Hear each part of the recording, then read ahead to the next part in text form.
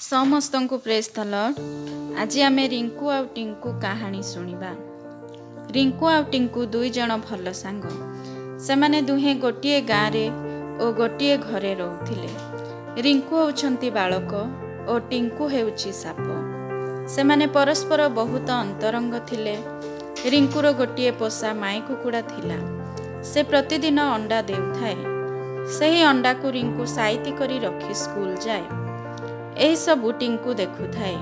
आउ रिंकूर अनुपस्थित रे टिंकू प्रतिदिन अंडा गोटिए गोटिए खाई चली थाए। जेतेबेले रिंकू प्रतिदिन स्कूल रु आसी टिंकू को अंडा किए नेला बोली पचारे, सेतेबेले टिंकू सफा सफा मना करी कुहे कि मु किछि जानिनी बा देखिनी। रिंकू अंडा कथा भाबी व्यस्त हेउथाए।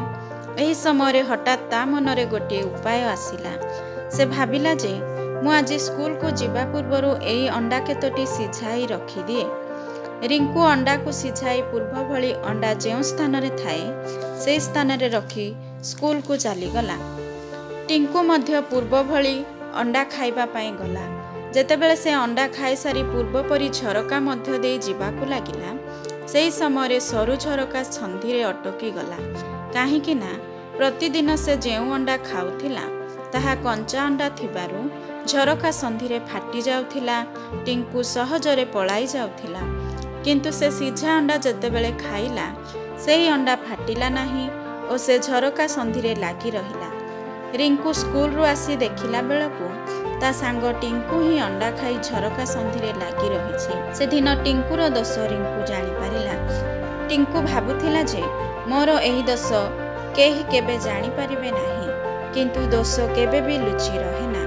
से दिने ना दिने निश्चय धरा पड़े। से दिन टिंकूर दोष धरा पड़िला। एही कहानीर आम पई शिक्षणीय विषय हैला निजर दोष निजकु धरिबो। तेणु वाक्य रे गणना पुस्तक 32 पर्वर 23 पदर ख अंश रे लेखा जाए, पुणी तुम्भ मानकर पाप जे तुम्भ मानकु धरिबो एहा निश्चित जान।